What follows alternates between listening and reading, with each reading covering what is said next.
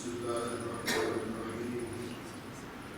الحمد لله رب العالمين، والصلاة والسلام على سيد الأنبياء والمرسلين وعلى أهل بيته الطيبين الطاهرين المعصومين، واللعنة الدائمة على أعدائهم أجمعين من يوم عداوتهم إلى قيام يوم الدين.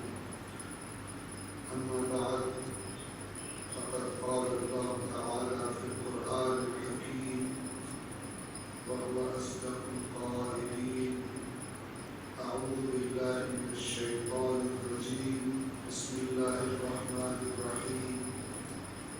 قل هل يستوي الذين يعلمون والذين لا يعلمون إنما يتذكر أولو الألباب. صدق الله العلي العظيم. صلاة محمد وعلى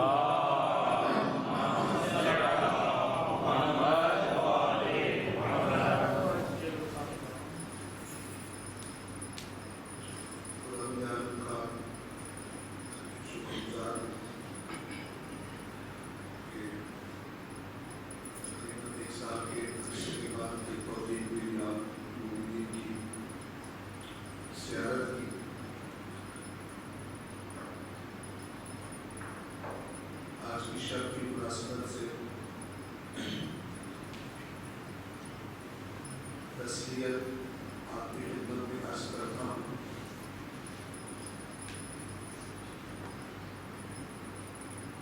اس بہن اور اس بیٹی کے غم کی کہ اگر وہ نہ ہوتی تو شاید کربلا کی داستان کربلا میں ہی رہ جاتی، لیکن بھائی نے بہن کو نصیحت کی اور وصیت کی کہ بہن آپ نے صبر بھی کرنا ہے، اور وہ پیغام جو لے کر میں مدینہ سے کربلا آیا تھا، آپ وہ پیغام لے کر آپ نے کربلا سے کوفہ اور کوفہ سے شام جانا ہے۔ کسی کہنے والے نے بہت ہی خوبصورت تھا، حدیث عشق دو باب بس کربلا و دمشق۔ حدیث عشق کے دو باب ہیں، اگر خلاصہ کیا جائے، عشق الہی، عشق خدا کی داستان، یہ دو باب ہیں، ایک کا نام کربلا ہے اور ایک کا نام دمشق ہے۔ حدیث عشق دو باب بس کربلا و دمشق، ایک ہی حسین رقم کر تو دیگری زینب۔ ایک باب کربلا میں حسین نے لکھا اور دوسرا باب اس داستان کا بیوی زینب نے کوفہ اور شام کے بازاروں میں اور درباروں میں لکھا۔ ایک سوال پڑھی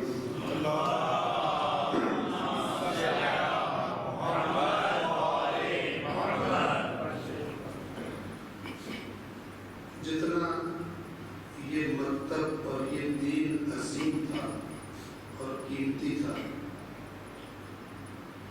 اتنی ہی اس کو بچانے کے لیے بڑی قربانی دی گئی،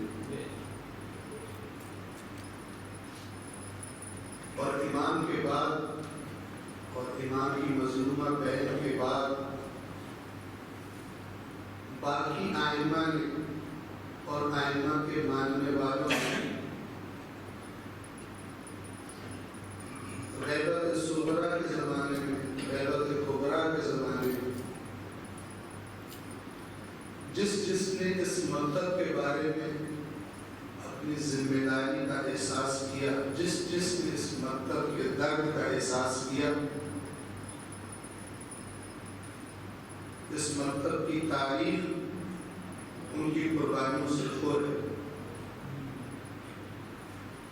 دین اسلام کو دو طرح کے لوگ ملے، توجہ فرمائیے گا، دین اسلام کو دو طرح کے لوگ ملے، ایک وہ کہ جنہوں نے اسلام سے لیا، اور ایک وہ جنہوں نے اسلام کو اپنا سب کچھ دے دیا۔ جب لینے کا موقع آتا تھا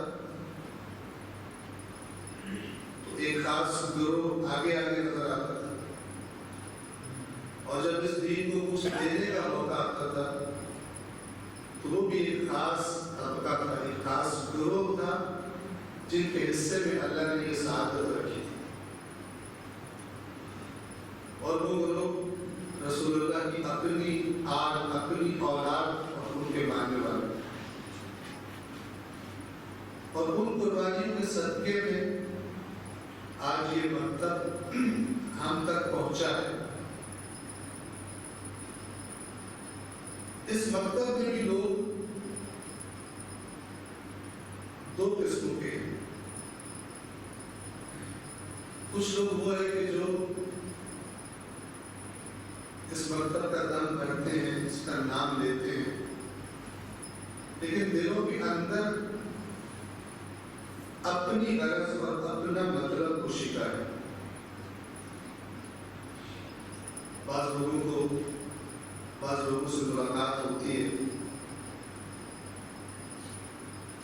اور ان کی کیفیت یہ ہوتی ہے کہ اگر وہ اہل بیت اطہار کے وسیلے سے اللہ تبارک و تعالیٰ کے دربار سے کچھ مانگ رہے ہو، کوئی دنیاوی مسئلہ مانگ رہے ہو، تو اگر وہ مسئلہ اور مشکل حل ہو جائے تو وہ مکتب سے خوش رہتے ہیں، اور اگر ان کا مسئلہ اور ان کی مشکل حل نہ ہو تو وہ دلوں کے اندر سے ناراض ہو جاتے ہیں۔ یعنی اس مکتب سے بھی محبت ہے، لیکن اپنی خاطر محبت ہے، لہذا لینے کے لیے ہر وقت تیار رہتے ہیں، لیکن اس مکتب کے لیے کچھ کرنے کے لیے، کچھ قربانی دینے کے لیے، کچھ محنت کرنے کے لیے کبھی تیار نظر نہیں آتے۔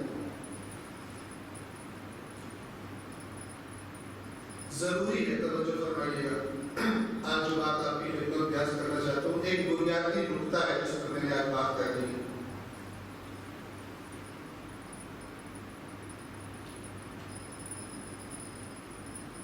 جب تک انسان کو کسی چیز کی صحیح شناخت نہ ہو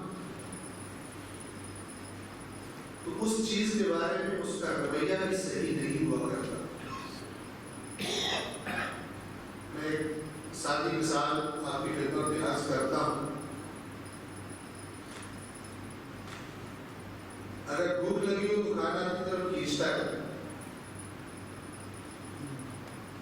لیکن اگر اسی کھانے کے بارے میں جو ہمیں اپنی طرف کھینچ رہا تھا اور ہماری بھوک طلب کر رہی تھی کہ ہم اس کھانے کو کھائیں، اگر اسی کھانے کے بارے میں پتہ چل جائے کہ اس کھانے کے اندر جو ہمیں کھینچ رہا ہے اپنی طرف کسی نے زہر ملا دیا،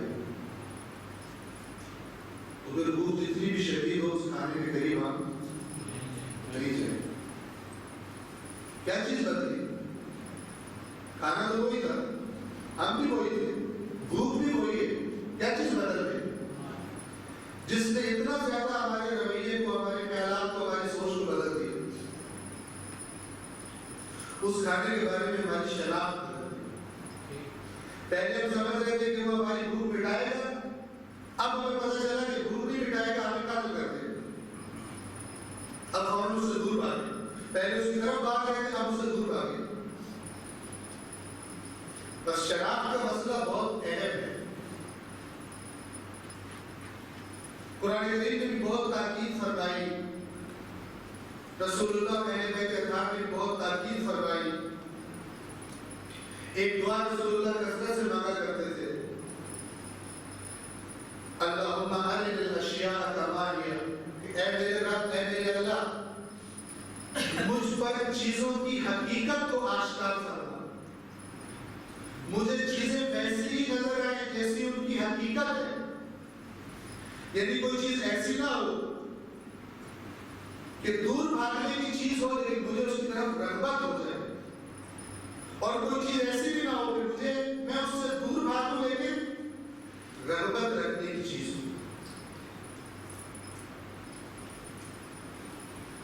امام سجاد علیہ السلام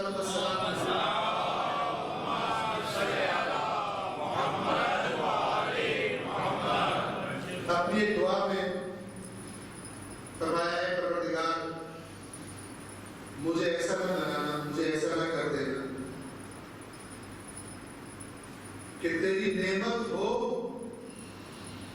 اور میں اسے تیرا عذاب سمجھوں، اور مجھے ایسا نہ بنانا کہ تیرا عذاب ہو اور میں اسے تیری نعمت سمجھوں۔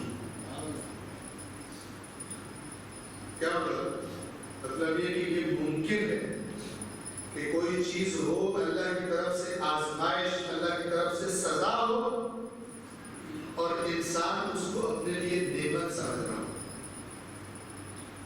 اور یہ کس کے ساتھ ہوتا ہے؟ جن کا سارا فوکس، جن کی توجہ کا سارا مرکز یہ دنیا ہوتی ہے۔ اگر دنیا ہاتھ میں آ جائے تو اللہ سے بھی راضی ہوتے ہیں، رسول اللہ سے بھی راضی ہوتے ہیں، ویسے بھی راضی ہوتے ہیں، کیونکہ دنیا مل رہی ہے۔ اور اگر کبھی دنیا ہاتھ سے کچھ چلی جائے، جس اللہ نے دین کی آزمائش کے لیے کچھ واپس لے لے، تو فوراً دل کے اندر اللہ سے ناراضگی کے آثار پیدا ہو جاتے ہیں کہ یا اللہ تم نے اس کو تو دیا ہوا ہے، مجھ سے کیوں چھین لیا؟ شناخت کا مسئلہ ہوگا۔ میں نے عرض کیا کسی قرآن مجید میں بھی تکرار کی، اور اہل بیت احترام نے بھی اپنے فرامین میں اس کو بہت تحقیق سے بتایا۔ پھر اس کا خلاصہ کیا کہ ہم تمہیں بتائیں نعمت کیا ہے اور عذاب کیا ہے، نعمت کیا ہے اور عذاب کیا ہے، اللہ کی رضا کیا ہے اور ناراضگی کیا ہے۔ فرمایا اگر کوئی چیز تمہیں مل جائے اور اس چیز کے ملنے سے تمہارا اور اللہ کا فاصلہ زیادہ ہونا شروع ہو جائے، تو اگرچہ تمہیں وہ نعمت ہی کیوں نہ لگ رہی ہو، جان لو اللہ کی طرف سے سزا ہے۔ اہل بیت اطہار کے نزدیک کسی چیز کے نعمت ہونے کا معیار یہ ہے کہ اگر ملے تو اللہ سے قریب کر دے، اور اس فارمولے کے تحت اگر اہل بیت اطہار سے کوئی چیز چھن جائے اور وہ اللہ کے قریب ہو جائے تو وہ چیز کے چھیننے کو بھی اس کی نعمت سمجھتے ہیں۔ توجہ فرما رہے ہیں۔ اور اگر کوئی چیز مل جائے دنیا کی اور چیز کے ملنے سے اللہ سے فاصلہ زیادہ ہو جائے، اس چیز کے اندر کوئی انسان مست ہو جائے، اسی کی طرف توجہ ہو جائے، اللہ کی طرف سے توجہ کم ہو جائے، تو اہل بیت اطہار کے مکتب میں کہا گیا یہ تمہاری سزا ہے جس نے تمہیں اللہ سے دور کر دیا۔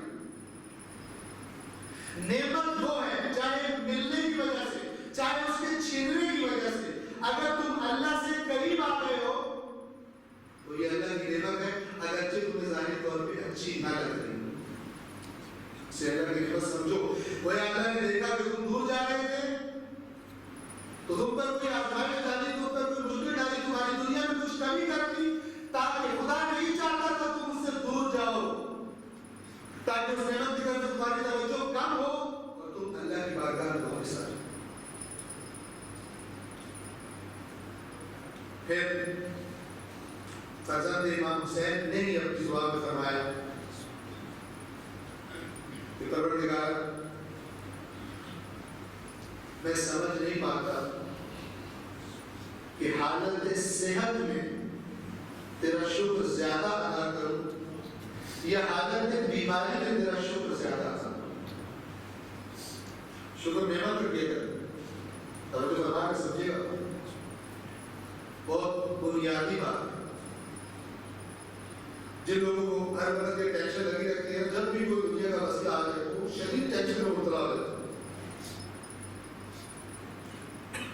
کیونکہ اکثر ہماری توجہ کا مرکز دنیا کی چیزیں ہوتی ہیں۔ کوئی نوکری کا مسئلہ بن گیا ٹینشن، کوئی پیسوں کا مسئلہ بن گیا ٹینشن، کوئی بیماری آ گئی ٹینشن۔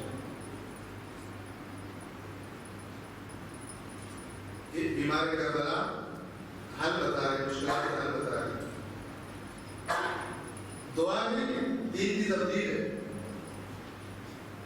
امام نے سارا کا سارا دین اپنی دعاؤں میں رکھ دیا۔ ان ساری حکومتوں کی طرف سے جو پابندیاں تھیں،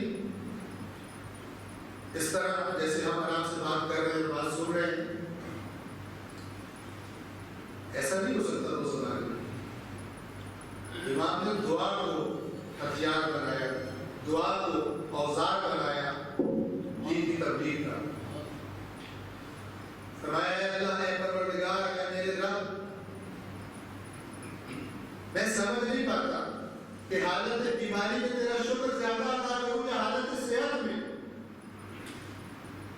حالت صحت میں اس لیے شکر ادا کرنے کا جی چاہتا ہے کہ جب میرا بدن صحت مند ہوتا ہے تو میں زیادہ تری عبادت کرتا ہوں، زیادہ تری اطاعت کرتا ہوں. توجہ بھی اللہ کی طرف. اور حالت بیماری میں اس لیے کہ جب میں بیمار ہوتا ہوں اور میرا یہ بدن ضعیف ہو جاتا ہے تو میں خود حالت صحت کی نسبت زیادہ حالت بیماری میں خود کو تیرا محتاج پاتا ہوں. تیری طرف میری توجہ اور زیادہ ہو جاتی ہے، تیری ضرورت مجھے اور زیادہ محسوس ہوتی ہے. اس نعمت کا شکر ادا کروں گے، نعمت صحت کا شکر ادا کروں. ہم لوگ ایسا سوچتے ہیں؟ ہم لوگ ایسے نہیں سوچتے. کیوں نہیں سوچتے؟ اس لیے کہ جس دنیا کو ایک عارضی اور ایک سیکنڈری اہمیت کی چیز اللہ نے، اللہ کے رسول نے اہل بیت کا گھر بھی قرار دیا، ہماری توجہات کا مرکز، بڑا مرکز یہ دنیا ہی ہوتی ہے. ایک حدیث میرے ذہن میں بہت خوبصورت حدیث ہے، توجہ فرمائیے گا. معصوم کا فرمان ہے، اپنے ماننے والوں سے مخاطب ہو کر فرمایا کہ اے ہمارے شیعوں،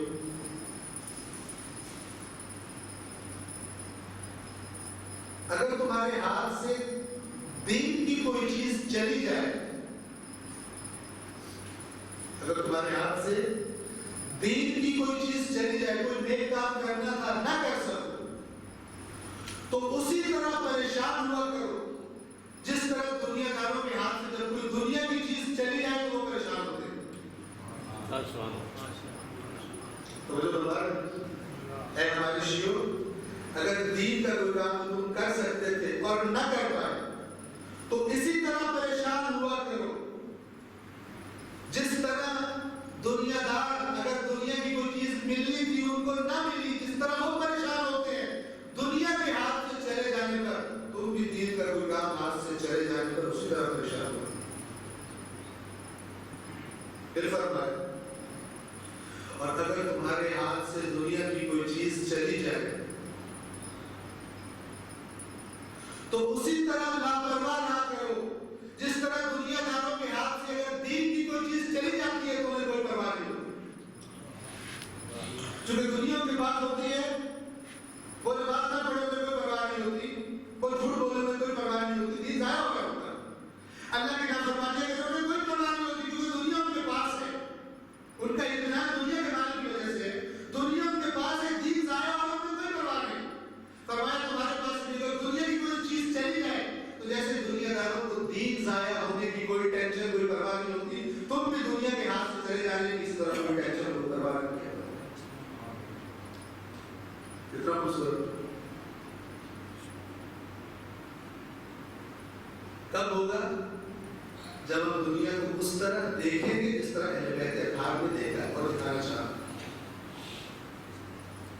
اور اگر اس طرح نہیں دیکھتے اور کسی اور شکل میں دیکھتے ہیں تو پھر ہم جہالت کا شکار ہیں. آپ کی خدمت میں جہل یا جہالت کی دو قسمیں عرض کرنا چاہتا ہوں، جن میں سے ایک دونوں خطرناک ہیں، دونوں بری ہیں، لیکن ایک کی برائی کم ہے اور ایک کی برائی بہت زیادہ ہے.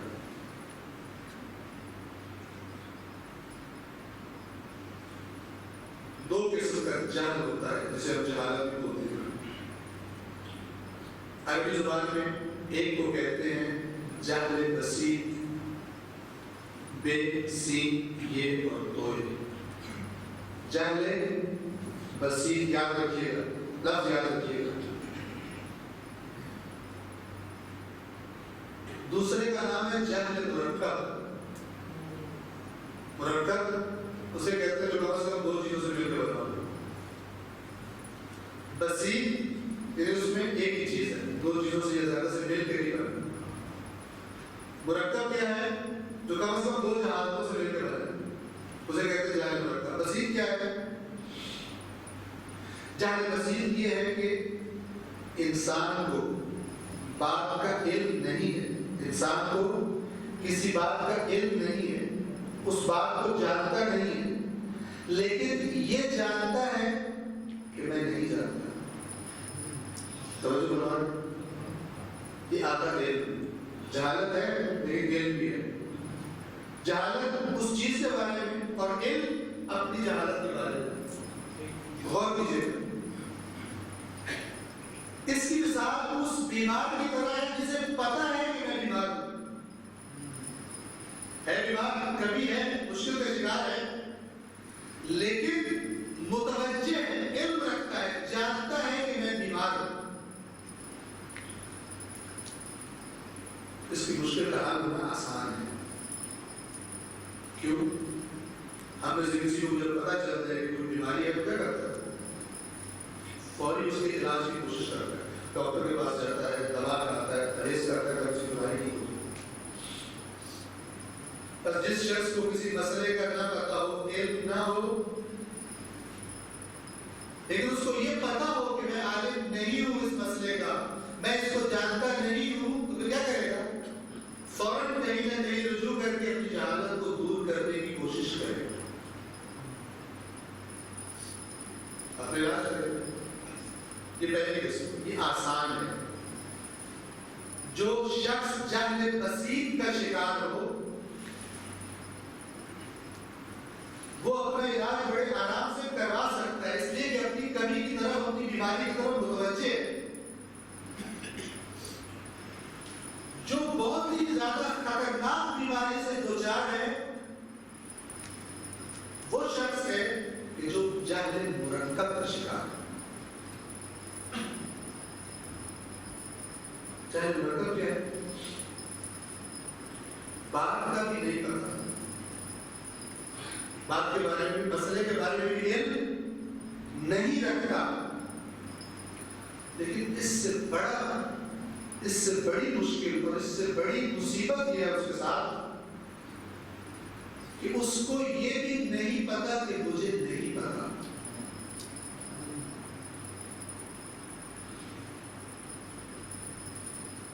بہت سارے لوگ دنیا کے بارے میں، دنیاوی مسائل کے بارے میں اور ان سے زیادہ بڑھ کر دنیا کے مسائل کی نسبت کئی گنا زیادہ بڑھ کر لوگ دین کے بارے میں اس مسئلے کا شکار ہو جاتے ہیں.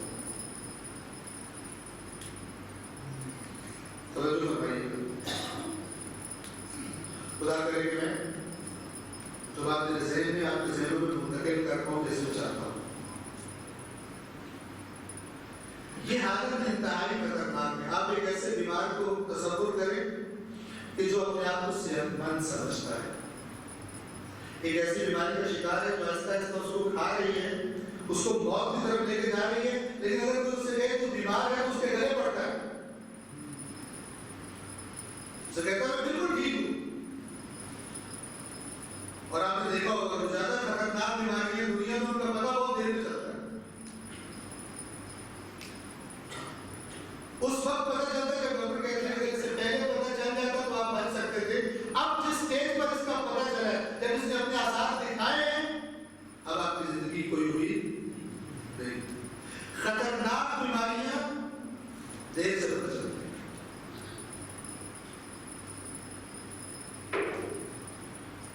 جیسے دنیا کے بارے میں اگر ہمیں کسی چیز کے بارے میں جہل مرکب کی مثال دوں، ایک بندہ خاص کر خریداری کے لیے جاتا ہے.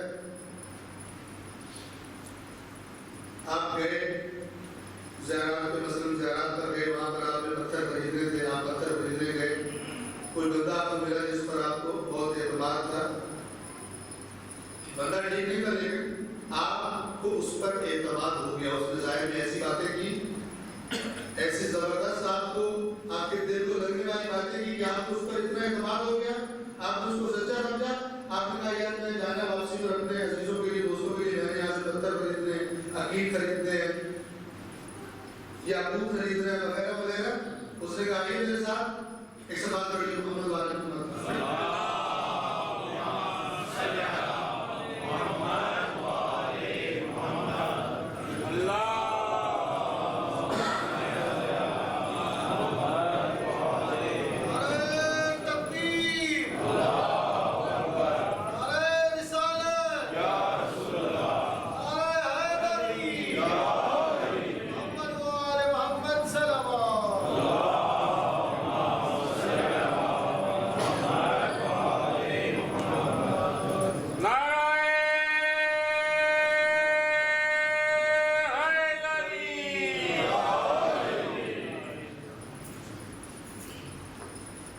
آنے والے مہمانان گرامی کو، عزیزان کو آپ سب کی طرف سے خوش آمدید کہتے ہیں۔ خدا عالم سے دعا ہے خدا عالم علماء کا سایہ، بالخصوص مراجع عظام کا سایہ شیعہ قوم کے سر پر ہمیشہ قائم دائم رکھے۔ مرجعیت خدا عالم کی وہ عظیم نعمت ہے جس نے گویا ساری کی ساری شیعہ قوم کو ایک لڑی میں پرو رکھا ہے۔ اور اگر آپ نے نظام مرجعیت کی طاقت کا اندازہ کرنا ہو، نظام مرجعیت کی برکات کا اندازہ کرنا ہو، نظام مرجعیت نے جس طرح غیبت کبریٰ کے زمانے میں اس عظیم مکتب کا دفاع کیا ہے، اگر آپ نے اس کا اندازہ لگانا ہو تو ایک دفعہ اپنے دوستوں کو چھوڑ کر مکتب اہل بیت کے دشمنوں سے جا کر سوال کریں تو شاید ان کی سب سے بڑی خواہش یہ ہوگی کہ شیعہ قوم کو نظام مرجعیت سے کاٹ دیا جائے، ان کا تعلق توڑ دیا جائے، کیونکہ وہ جانتے ہیں کہ جب تک یہ قوم ان علماء کے ساتھ جڑی رہے گی کہ جن شرائط والے علماء کے ساتھ جڑے رہنے کا اہل بیت اطہار نے انہیں حکم دیا زمانے غیبت کبریٰ میں، دشمن بڑی اچھی طرح جانتا ہے۔ ہم سے ہو سکتا ہے بعض اوقات غفلت ہو جاتی ہے، لیکن دشمن بڑی اچھی طرح جانتا ہے کہ جب تک یہ قوم ان مراجع سے جڑی رہے گی وہ مکتب اہل بیت کو نقصان نہیں پہنچا سکتا۔ لہذا مکتب اہل بیت کے دشمن ہمیشہ گزشتہ زمانے میں بھی اور بالخصوص آج کے زمانے میں آپ سب مشاہدہ فرما رہے ہیں کہ جو آج کل مختلف جگہوں پر محاذ گرم ہے، عراق کا محاذ ہو، شام کا محاذ ہو، اگر نظام مرجعیت کی برکات نہ ہوتی، اگر ایک مرجع کے فتویٰ کی طاقت نہ ہوتی تو آج شاید آپ 40 پر محرم میں دیگر سال کے ایام میں اتنے آرام اور سکون سے جا کر ان مقامات مقدسہ کی زیارت میں کر سکتے۔ خدا علماء کا مراجع کا سایہ ہمارے سروں پر قائم دائم رکھے۔ صلوات پڑھیں۔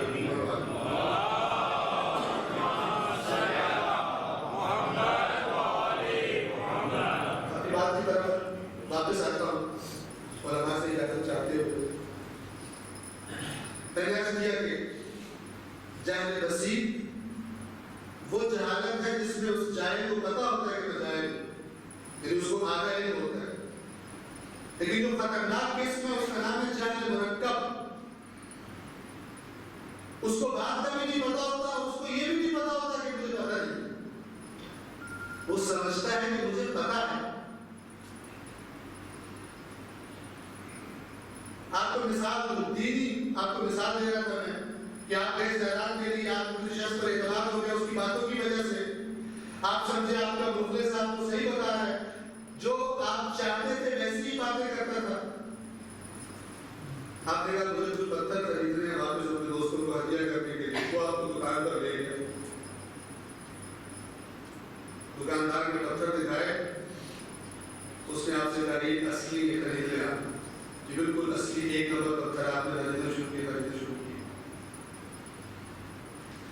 خریداری مکمل کی، زیارت مکمل کی، آپ اپنے وطن واپس آ گئے، آپ نے دوستوں کو پتھر دینے شروع کیے اور آپ نے بڑی تعریفیں کر اسی شخص کی بات پر اعتماد کر کے آپ بڑے وصول کے ساتھ سب کو کہہ رہے ہیں کہ یہ پتھر ایک نمبر پتھر لایا ہوں، آپ کے لیے بہترین پتھر لایا ہوں میں نجف کی سرزمین سے یا کون کی سرزمین سے یا مشہد کی سرزمین سے یا کربلا کی سرزمین سے۔ سرزمین کا قصور نہیں ہوتا، ہماری شناخت کا قصور ہوتا ہے۔ کربلا کی سرزمین ایک زمین تھی، لیکن اکثریت اس طرف تھی، شیطان کی طرف تھی، ان کی بھی ایک شناخت تھی. ان کی شناخت یہ تھی کہ حسین کو مار کر ہمیں دنیا ملنے والی ہے. ان کی توجہ بھی دنیا کی طرف تھی.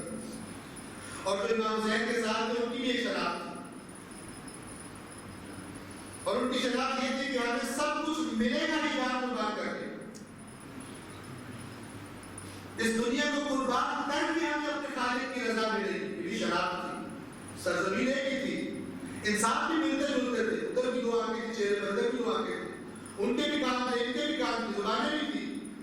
ظاہری طور پر سب انسان دکھائی دے رہے تھے، لیکن ایک طرف کمال انسانیت تھا اور ایک طرف حیوان تھے. شناخت انسان کو کہاں سے کہاں لگ جاتی ہے؟ اگر انسان کی شناخت صحیح ہو، صحیح شناخت کے نتیجے میں اس کا عمل بھی صحیح ہو، تو پھر انسان فرشتوں سے بھی آگے نکل جاتا ہے. اور اگر انسان کی شناخت صحیح نہ ہو تو ظاہر اس کا عمل خود بخود غلط ہو جائے گا. تو پھر قرآن مجید کہتا ہے اولئک کالانعام، یہ چارپائے ہیں، یہ جانور ہیں، ان کے جانوروں سے بھی بدتر ہے. شناخت انسان کے لیے اس دنیا کی شکل کو بدل دیتی ہے. ظاہری آنکھیں وہ دکھا رہے ہوتے.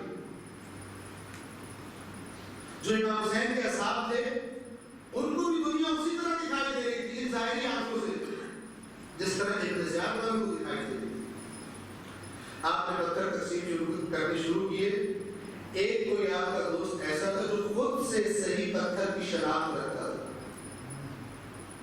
توجہ فرمائیے.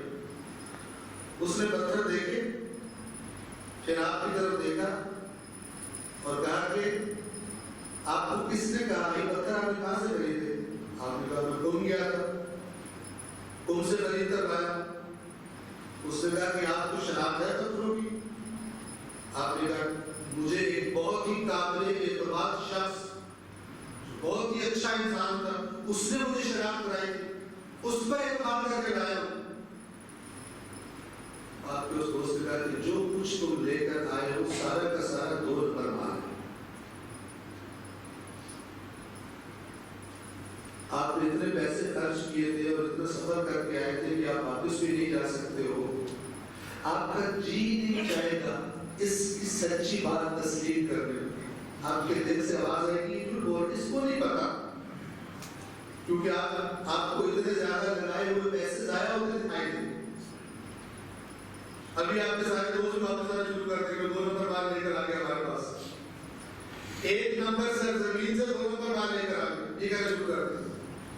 آپ کا ماننے کا جی نہ بھی چاہے، بالآخر آپ کو حقیقت تسلیم کرنی پڑے گی جب آپ کو پتہ چل جائے گا کہ جس کو آپ 1 نمبر مال سمجھ کے آئے ہو وہ 2 نمبر مال. لیکن جب تک آپ کو پتہ نہیں چلا، آپ نے صحیح شناخت نہیں کی، جب تک آپ کو آپ کے حقیقی دوست نے صحیح شناخت نہیں کروائی، آپ جہل مرکب کا شکار تھے. آپ کو پتہ بھی نہیں تھا اور آپ سمجھ رہے تھے کہ آپ کو پتہ ہے. یہ پتھروں کا نقصان تو شاید برداشت کرنے انسان کے لیے آسان ہو، لیکن اگر کوئی انسان دین کے بارے میں یہ دھوکہ کھا جائے اور ساری عمر دین کی غلط شناخت لے کر گزار دے، جہاں سے شناخت حاصل کرنی چاہیے تھی وہاں سے شناخت حاصل نہ کرے اور اپنی ساری عمر جو ایک ہی دفعہ ملنی ہے اس کو ضائع کر رہے، اس کے پچھتاوے کا عالم کیا ہوگا جب قیامت کے دن خدا کی بارگاہ میں اسے پتہ چلے کہ جو تم نے سمجھ رکھا تھا وہ ٹھیک نہیں تھا، جو تیری شناخت تھی وہ ٹھیک شناخت نہیں. آپ کو مثال دیں، شاید بعض دوستوں کے سامنے یہ مثال میں نے پہلے دی ہو، توجہ فرمائیے گا تاکہ آپ کو بات واضح ہو جائے، ذہن آپ کے زیادہ قریب ہو جائے. اور پھر میں آپ کی خدمت میں عرض کروں گا کہ دین کے بارے میں بہترین شناخت کہ جس میں کوئی شک نہیں کیا جا سکتا، اہل بیت کے خان کی وہ راستہ بہت سا راستہ بتایا ہے تاکہ ہم دین کے بارے میں بھی سنجیدہ ہوں جیسے ہم اپنی دنیا کے بارے میں سنجیدہ ہوتے ہیں.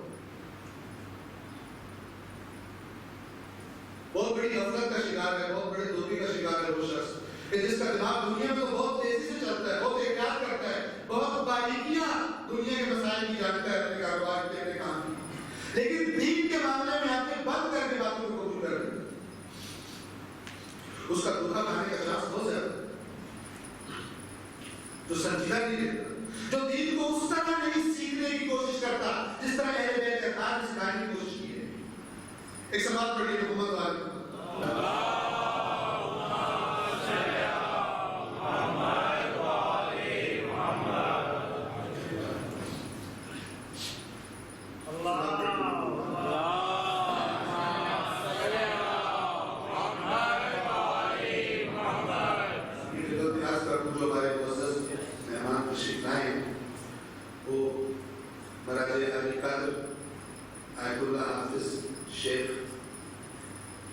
بشیر نجفی دارالعلوم المعارف کے فرزند شیخ علی بشیر النجفی صاحب اور ان کے ساتھ سماحہ آیت اللہ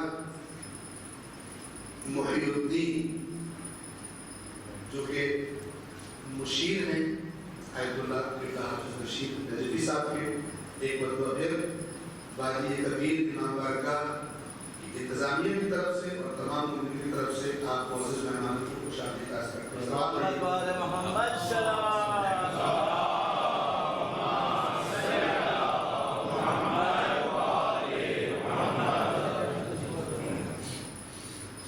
قرآن مجید میں جن اقوام کا تذکرہ کیا گیا ان میں سے ایک قوم مسیحی قوم ہے۔ مسیحی قوم کی ایک بہت بڑی مشکل اللہ تبارک و تعالی نے بیان کی اور اس مشکل کو بیان کر کے فرمایا کہ جو اس مشکل کا شکار ہے وہ دین سے خارج ہو گیا، اور قرآن کریم نے لفظ کفر اور شرک استعمال کیا مسیحی قوم کے لیے کہ جو اپنے آپ کو ایک نبی کے ساتھ، ایک عظیم المرتبت نبی کے ساتھ، ایک اولو العزم پیغمبر کے ساتھ منسوب کرتے ہیں، اپنے آپ کو جناب عیسیٰ علیہ السلام کی امت کہتے ہیں، لیکن قرآن کریم نے فرمایا کہ وہ کافر ہو گئے۔ کس بات کی وجہ سے کافر ہو گئے؟ فرمایا لقد کفر الذین قالوا ان اللہ هو المسیح ابن مریم، کہ یقیناً وہ لوگ کافر ہو گئے جنہوں نے یہ کہا کہ مسیح ابن مریم اللہ ہے، یا فرمایا وہ لوگ کافر ہو گئے جنہوں نے کہا مسیح ابن مریم اللہ کا بیٹا ہے۔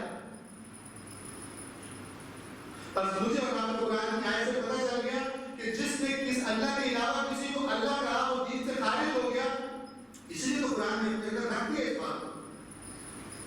پچھلی قوموں کے قصے، پچھلی قوموں کی جن برائیوں پر مذمت کی گئی، اللہ نے قرآن میں کیوں رکھی؟ فرمایا فَاعْتَبِرُوا يَا أُولِي الْأَبْصَارِ، عبرت لو اے صاحبان بصیرت، اے قرآن پڑھنے والوں، اے وہ امت رسول نے جس کو ہم نے قرآن جیسی کتاب عطا کی ہے، ہم نے گزشتہ قوموں کی خصوصیات، اچھائیاں، برائیاں دونوں بیان کر دی تاکہ ان قوموں کی برائیاں تمہارے اندر پیدا نہ ہو، جن باتوں پر اللہ نے مذمت کی تمہارے اندر پیدا نہ ہو، جن باتوں پر اللہ نے تعریف کی اپنے اندر پیدا کرنے کی کوشش کرو۔ یہ فلسفہ تھا قرآن میں کس سے بیان کر رہے ہیں۔ اب قرآن نے ہمیں بتا دیا کہ جنہوں نے کہا عیسیٰ اللہ ہے یا عیسیٰ اللہ کا بیٹا ہے، اللہ تبارک و تعالیٰ کی نگاہ میں وہ کافر ہو گئے۔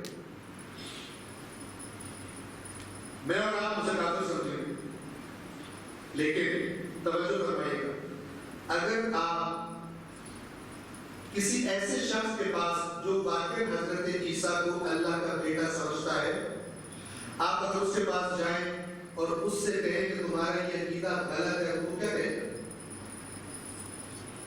وہ کہے گا تجھے عیسیٰ کی معرفت نہیں، تجھے عیسیٰ کی معرفت نہیں، تجھے عیسیٰ کی شان نہیں پتا،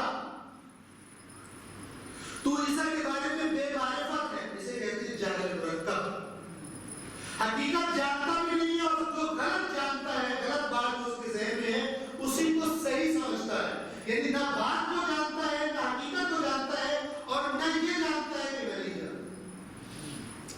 بیمار بھی ہے، اپنے آپ کو بیمار بھی نہیں سمجھتا، بلکہ جو صحت مند آیا اس کو نصیحت کرنے اس کے گلے پڑتا ہے، اس سے لڑائی کرتا ہے۔ یہ کیفیت خطرناک ترین کیفیت ہے۔ میں بات سمیٹنے کی طرف آ رہا ہوں، آپ کو بڑی آسانی سے یہ بات سمجھ آئی مسیحیوں کے بارے میں، لیکن آپ کو اچھی طرح معلوم ہے جو چال شیطان نے حضرت عیسیٰ کی امت کو خراب کرنے کے لیے چلی عیسیٰ کے نام پر، عیسیٰ کا نام لے کر وہ نبی جو توحید کا نبی تھا، جو اللہ کا نمائندہ تھا، جو اللہ نے حکم دیا تھا اللہ کی زمین پر اسی کی تبلیغ کرنے آیا تھا، اللہ کے دشمنوں سے مقابلہ کرنے آیا تھا، اللہ کی مخلوق کو اللہ کا اطاعت گزار بنانے آیا تھا جو نبی، جب اللہ نے اس کو اپنے پاس بلا لیا، اٹھا لیا لوگوں کے درمیان سے، تو شیطان نے کیا کیا؟ کیونکہ امت کو اس نبی سے محبت تھی، اس کی محبت کو استعمال کیا اس طریقے سے کہ اسی نبی کا نام لے کر اس کی امت کے دین خراب کر دیا۔ ایسا ہوا یا ایسا نہیں ہوا؟ ایسا ہوا،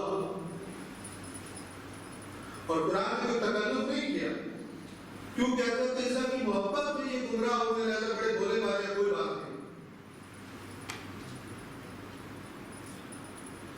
شیطان ہر توحید پرست کا دشمن ہے، شیطان ہر نبی کا دشمن ہے، شیطان آخری نبی کا سب سے بڑا دشمن ہے، اور دین اسلام کے جتنے بھی چہرے آپ کو دنیا میں نظر آتے ہیں، بہت سارے چہرے بنا دیے لوگوں نے، شیطان کی سب سے زیادہ دشمنی اسلام کے حقیقی چہرے کے ساتھ، اور وہ حقیقی چہرہ بلا شک و شبہ مکتب اہل بیت ہے۔ تو جب مکتب اہل بیت حقیقی اور خالص اسلام ہے تو یاد رکھیے گا، میں اور آپ لاکھ مرتبہ غافل ہو جائیں لیکن شیطان کی سب سے بڑی دشمنی اسی مکتب کے ساتھ۔ تو شیطان ہر وہ چال چلے گا جس سے اس مکتب کو خراب کیا جا سکے، اس مکتب کے ماننے والوں کو حقیقی مکتب سے اس کی روح سے دور کیا جا سکے۔ اور اس کے لیے شیطان کے لیے سب سے بہترین چال کون سی ہے؟ وہی چال اس نے عیسیٰ کی قوم کے ساتھ چلی۔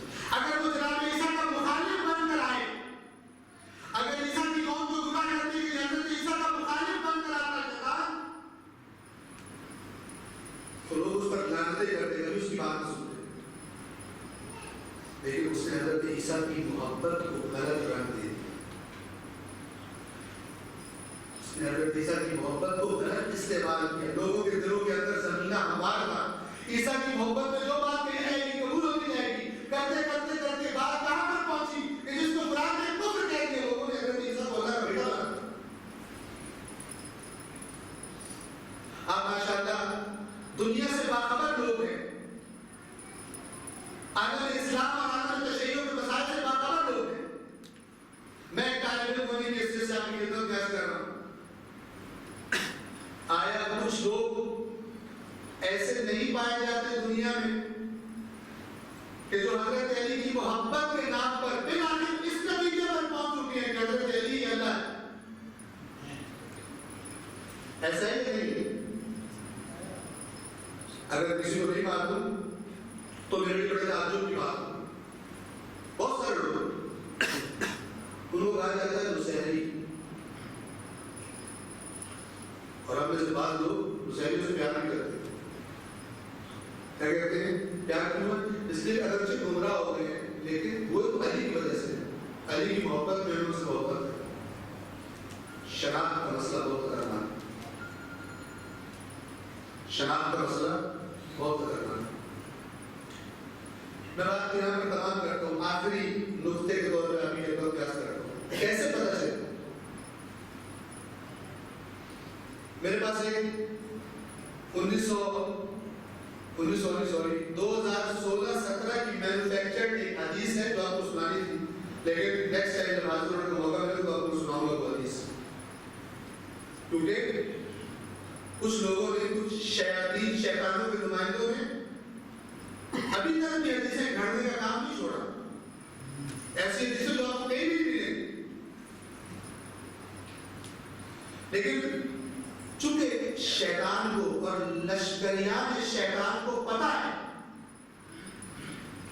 کہ دین کی وہ بنیاد جس کی طرف اللہ نے، اللہ کے رسول نے، اہل بیت اطہار نے بڑی شدت کے ساتھ تاکید کی تھی، اور جس کا نام قرآن کریم ہے، چونکہ شیطان کو پتا ہے کہ قرآن کریم کے ساتھ اس قوم کا رابطہ کمزور ہو چکا ہے، جو اللہ نے قرآن میں لکھ دیا، جو اللہ نے قرآن میں کہنا چاہا ان سے، اس کو کم جانتے ہیں، قرآن کو سمجھنے کی کوشش کم کرتے ہیں، لہذا ان کو خراب کرنا آسان ہے۔ بالکل اسی طرح کہ جب انجیل کو میں عیسیٰ کی قوم کو گمراہ کرنا آسان ہو گیا. جب یہود نے تورات کو ترک کر دیا، تورات سے دور ہو گئے، تو یہودیوں کو گمراہ کرنا آسان ہو گیا. ایک اللہ کے بندے کے بارے میں قرآن کہتا ہے، یہودی کہتے ہیں عزیر اللہ کا بیٹا ہے. پتہ چلا کہ شیطان نے مختلف قوموں کے یہ کام یہ حربہ استعمال کیا. عزیر سے اتنی محبت کی عزیر کو اللہ کا بیٹا بنا دیا. ادھر عیسیٰ سے اتنی محبت کرنا عیسیٰ کو اللہ کا بیٹا بنا دیا. تو ہمیں بھی خبردار رہنا پڑے گا. خبردار ہونا ضروری ہے. حل کیا ہے؟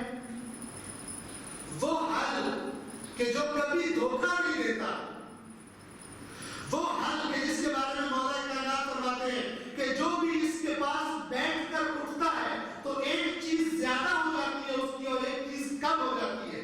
علم اس کا اور معرفت بڑھ جاتی ہے جب اس کے پاس سے بیٹھ کر، اس کی محفل میں بیٹھ کر جب اٹھتا ہے تو علم و معرفت بڑھا کر اٹھتا ہے اور جہالت اور نادانی کو کم کر کے اٹھتا ہے. اس چیز کا نام اللہ کی کتاب قرآن مجید ہے.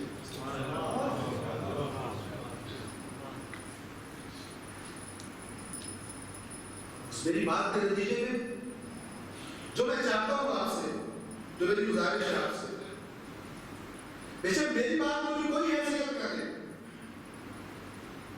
لیکن جس کی حیثیت سب سے بڑھ کر ہے اس کو حیثیت ضرور دے. اور وہ اللہ کی کتاب جو آپ کی دسترس میں آپ کے پاس موجود ہے.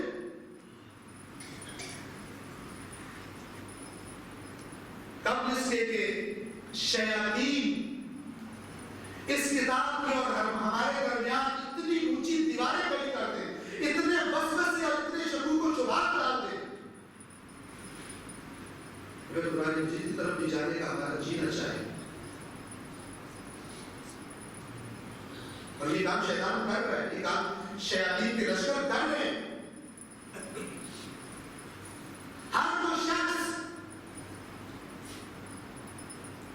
چاہے وہ عالم ہو، چاہے وہ خطیب ہو، چاہے وہ شاعر ہو،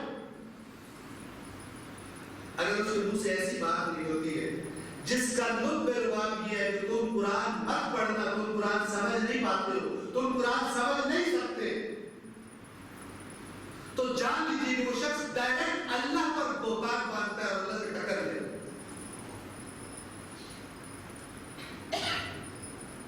کیوں؟ اللہ نے فرمایا ہم نے قرآن کو نصیحت کے لیے آسان، کس کے لیے آسان کر دیا؟ اللہ کو نہیں پتا کہ جو بندے ہیں کو سمجھ نہیں آتا قرآن. اللہ جانتا ہے، اللہ خالق ہے، اللہ دماغوں کا خالق ہے، اللہ افکار کا خالق ہے، اللہ نفسیات کا خالق ہے.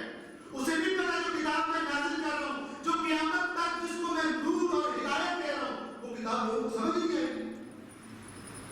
اس کتاب سے لوگوں کے بلے کچھ پڑھے جائیں گے. بہتان کا نام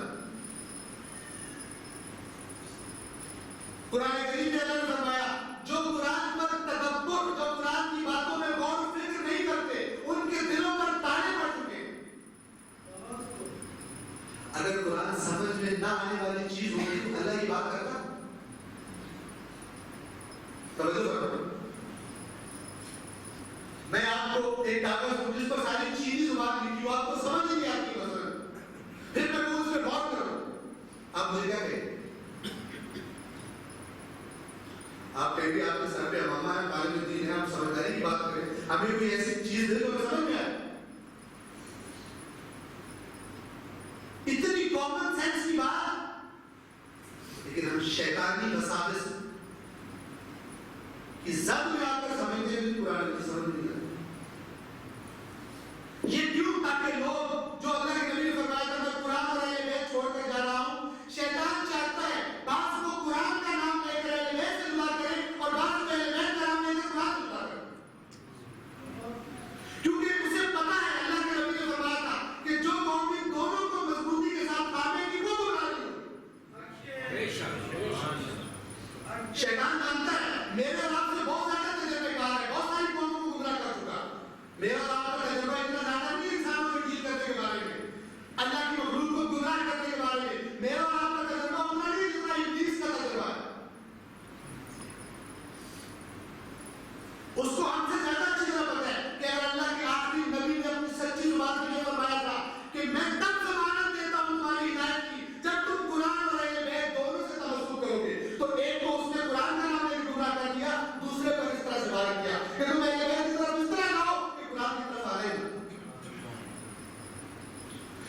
اس اہل بیت کا نام لے کر جو مرضی لوگوں کو گمراہ کرنے کا راستہ کھولنا پڑے کھولنا چاہے، جس کی میں نے آپ کو مثال دی ہے، چھوٹی سی بہت بڑی مثال ہے کہ حضرت علی کو اللہ بنا دیا، وہ اللہ کہ جو اپنا تعارف کرواتا ہے قرآن میں کیا بتاتا ہے اللہ تبارک و تعالیٰ، آپ عقل دیتے جہالت انسان سے کیا کچھ کرواتی ہے، کہاں لے کر چلی جاتی ہے۔ توجہ فرمائیں، اگر جناب امیر اللہ ہے، نعوذ باللہ من ذالک، فرض کریں فرض نعوذ باللہ خدا کی پناہ کفر سے، اگر حضرت علی اللہ ہے تو پھر اللہ نے خود بندوں کی گمراہی کا سامان کیا، اللہ نے ہدایت نہیں کی، پھر اللہ نے خود گمراہ کی۔ کیسے؟ ادھر سے اپنی کتاب میں فرمایا، اپنا تعارف کرواتے ہوئے سورہ اخلاص نازل فرمائی، کافر ہے رسول اللہ کے پاس، اور برائے محمد اپنے اللہ کا تعارف کرواؤ، تمہارا اللہ لکڑی کا ہے، پتھر کا ہے، سونے کا ہے، چاندی کا ہے، کس کا بنا ہوا؟ جیسے بتوں کو پوچھتے تھے سمجھتے تھے کہ نبی کا اللہ بھی ایسا ہی، کس کا بنا ہوا؟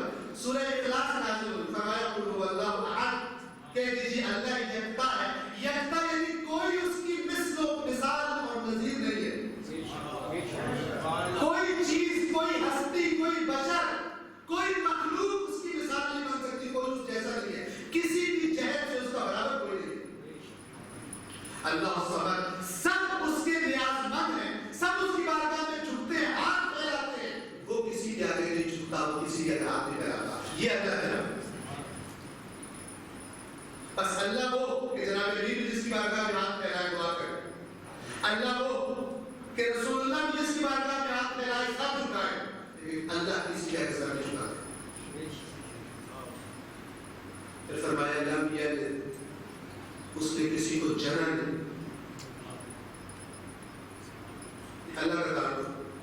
اب واپس ہے، میں نے عرض کیا فرض کریں نعوذ باللہ اگر حضرت علی اللہ ہو تو ان لوگوں کی جہالت اور حماقت کا اندازہ لگائیں۔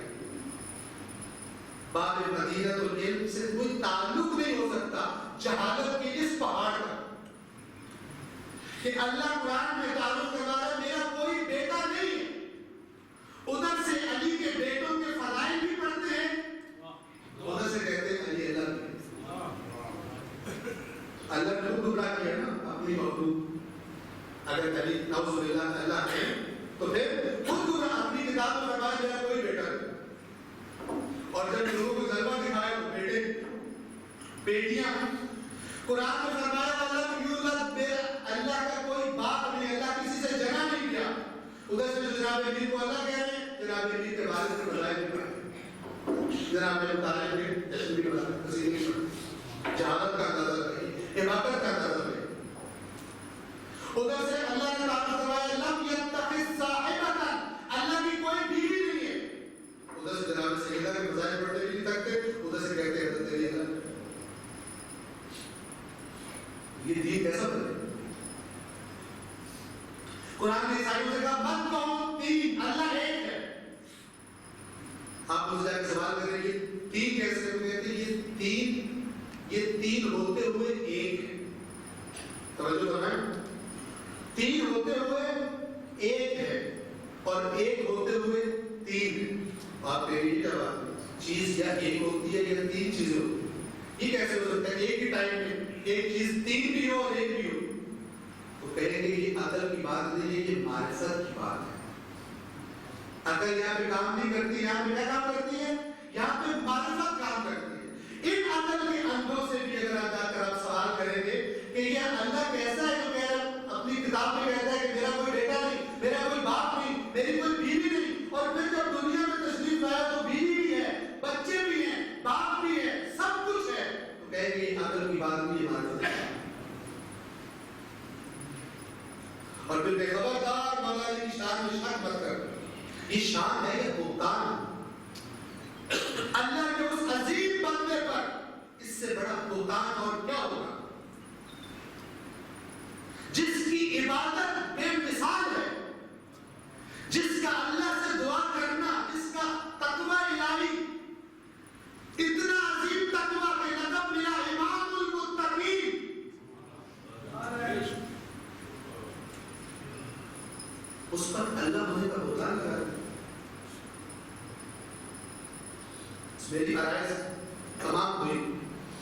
آپ کا بہت سارا وقت کیا، اس کے لیے میں معذرت بھی چاہتا ہوں۔ یاد رکھیے گا، انسان کو زندگی، مسلمان ہو، کافر ہو، شیعہ ہو، سنی ہو، کوئی بھی ہو، ایک دفعہ سے زیادہ اس دنیا میں نہیں آ سکتا۔ میں اور آپ بھی جب اس دنیا سے جائیں گے، ہم کوئی واپس نہیں آئیں گے کہ ہم واپس آ کر اصلاح کر لیں اپنے بگاڑے ہوئے کاموں کی، ہم واپس آ کر کہیں کہ ہم سے غلطی ہوگی، ہم نے قرآن نہیں پڑھا، اب جا کر قرآن سے کہیں آتا رکھیں گے۔ نہ، اللہ نے اسی قرآن میں لکھ دیا کہ کسی کو واپس نہیں آنے دیا جائے گا، اور جب کچھ لوگ واپس آنے کا مطالبہ کریں گے تو اللہ تبارک و تعالیٰ فرمائے گا کہ ہم نے تمہیں اتنی مہلت دی تھی کہ اگر تم اس میں اپنی اصلاح کرنا چاہتے تو کر سکتے۔ یہ مطلب جو اللہ نے ہمیں عطا کیا ہے، شیعہ قوم کو عطا کیا ہے، یہ اس کائنات کا عظیم ترین مطلب ہے۔ یہ سارے انبیاء کی محنت کا نچوڑ ہے۔ حضرت آدم سے لے کر دین کی پرورش کرنا شروع کی، اللہ تبارک و تعالیٰ نے، اللہ کے نبی قربانیاں دیتے گئے، دین اسلام پرورش، سارا دین اسلام تھا، پرورش پاتا گیا، اپنے کمال کو پہنچا رسول اللہ کے زمانے میں۔ اللہ کے نزدیک یہودی، عیسائی یہ کوئی نام نہیں ہے، قرآن کہتا ہے سب مسلم تھے، سارے کے سارے نبی اور ان کی امتیں مسلم تھی اپنے اپنے زمانے میں۔ رسول اللہ کے زمانے میں دین اسلام اپنی مکمل شکل میں پہنچ گیا، اللہ نے فرمایا میں نے دین کامل کر دیا۔ اس دین پر جب مصیبت آئی رسول اللہ کے بعد تو نبی کا نواسہ نکلا اس دین کو بچانے کے لیے۔ کتنی عظیم نعمت ہے، کتنی قیمتی چیز ہے کہ جو زمانوں میں چلتی چلتی یہ امانت آج میرے اور آپ کے پاس ہے۔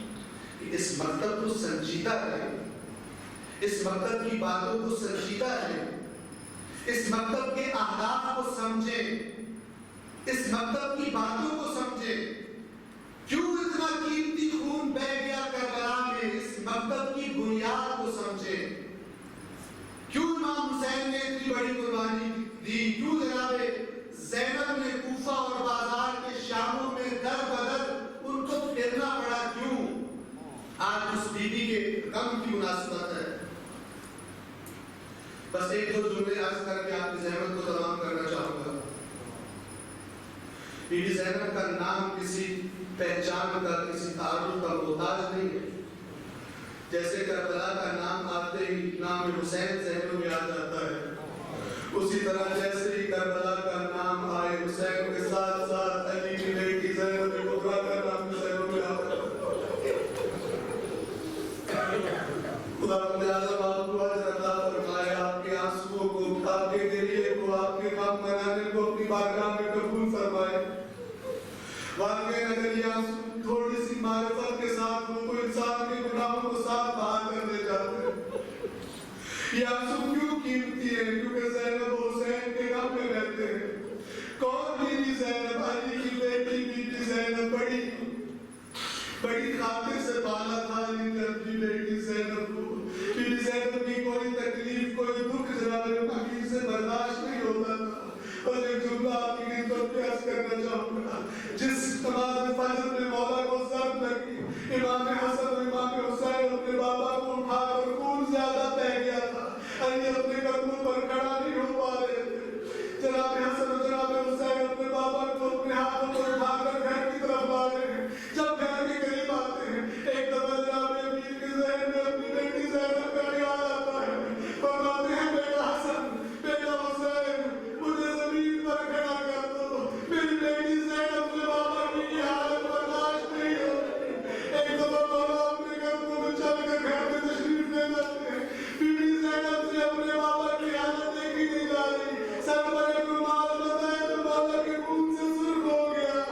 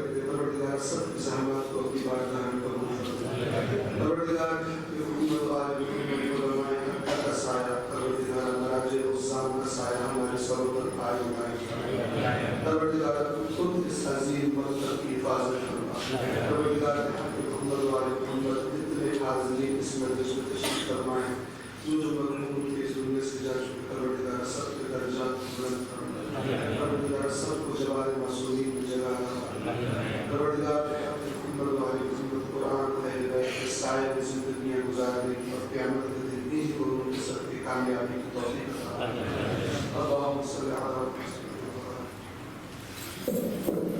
یا حسین یا